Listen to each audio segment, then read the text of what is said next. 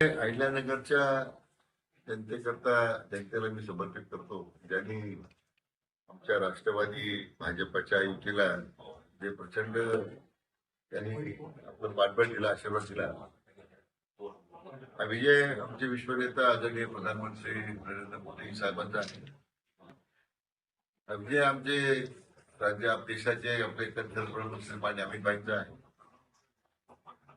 हा विजय ज्यांनी संपूर्ण राज्यभरामध्ये ज्यांच्या नेतृत्वाखाली आज शक्तिमान यश पक्षाला भारतीय पक्ष मिळालं, ते राज्याचे लोकप्रिय मुख्यमंत्री माननीय देवेंद्र फडणवीस साहेबांचा आहे. आणि आपल्या अहिल्यानगरमध्ये राष्ट्रवादी काँग्रेसची युती झाली, त्या पक्षाचे नेते माननीय अजितदादा पवार यांना सुद्धा या आयुष्याबद्दल मनापासून धन्यवाद देतो. मला मनापासून या शहराचे लोकप्रिय आमदार माननीय संग्रामभाई जगताप आणि आपले डॉक्टर सुजय विखे पाटील दोघांनी अतिशय परिश्रम घेतले आणि युती अभेद राहिली. त्या दोघांच्या कष्टाचं फळ आपल्याला पाहायला मिळतं की 68 पैकी 52 जागा अहिल्यानगरच्या इतिहासामध्ये एवढं मोठं यश प्रथमच मिळालंय. त्यांचं सुद्धा मी दोघांचंही मनापासून अभिनंदन करतो.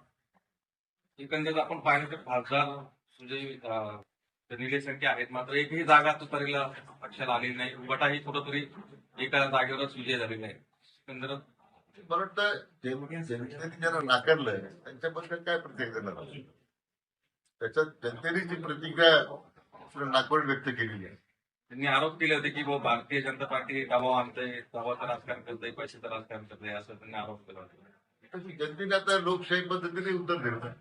आता ईव्हीएम वर पुन्हा शंका घ्यायचे कारण अरे आता निवडणूक आयोगावर आता शिवसेनेचे नेते आता उभारण्याचे नेते आरोप करायला लागले. पराभव झाला एक तर निवडणूक आयोगावर आरोप करायचे, नाही तर मग एक फॅशन झालेली आहे ईव्हीएमवर आरोप करायचे. मग या लोकशाही प्रक्रियेमध्ये जनतेचा कौल स्वीकारायचा नाही आणि फक्त व्यवस्थेवर टीका करायची. करता करता जनतेचा सुद्धा त्याच्यावर आत्मविश्वास आला नाही. हे सगळ्या राज्यभरातल्या महापालिका निवडणुकीच्या निमित्त ते स्पष्ट दिसतं. प्रचारात दंड थोपटणारे आता मात्र निकालानंतर गायब झालेले दिसून येत त्यांनी काय करावं त्याचा प्रश्न. आम्ही एक विशेष ते कार्यक्रम जनतेसमोर गेलो होतो. आमदार संग्रामभाई जगताप असतील, डॉक्टर असतील, त्यांनी विश्वासाचं एक विश्वासक असं शहर अहिल्यानगर शहर विकासा करता लोकांना आश्वासन दिलं होतं आणि लोकांनी विश्वास ठेवलाय, नमोदच केलाय. मला वाटतं जनतेचा विश्वास सार्थक ठेवण्याचं काम आता या भाजप राष्ट्रवादी युतीला आपल्याला करावं लागलं. महापौर पदाचं काय सूत्र ठरलंय? महापौर पदाचं काय सूत्र ठरलेलं आहे? दोघे तरुण आहेत, दोघे निर्णय घेतले. महाराष्ट्रामध्ये ठाकरे ब्रँड सध्या म्हणजे निवडणुकी महापालिका निवडणुकीमध्ये पुन्हा एकदा एकत्र आले होते, मात्र कुठेही त्यांचा जन्म झाला नाही. मुंबईत नाही चालले आणि महाराष्ट्रात कुठे निवडणुकीत कोणी जर माझ्या प्रतिक्रिया पाहिल्या मी सांगितलं कोणी एकत्र निवडणूक बदलत नाही, तिथं बदल नाही. असं की ही लोकशाही पद्धतीमध्ये जनता जो आपल्यासाठी झगडतो, काम करतो, त्याच्यासाठी जनता त्यांच्या बदल वेळ असतो. मुंबईच्या पायाभूत सुविधा बदलताना एवढा मोठा प्रचंड बदल माननीय देवेंद्र फडणवीस साहेबांनी करून दाखवला. कोस्टल रोडचं पण असेल, मेट्रोचं माध्यमातून असेल, आता सेल्फ आहे, आता इतकं मोठं इन्फ्रास्ट्रक्चर मुंबईमध्ये उभं राहत आहे.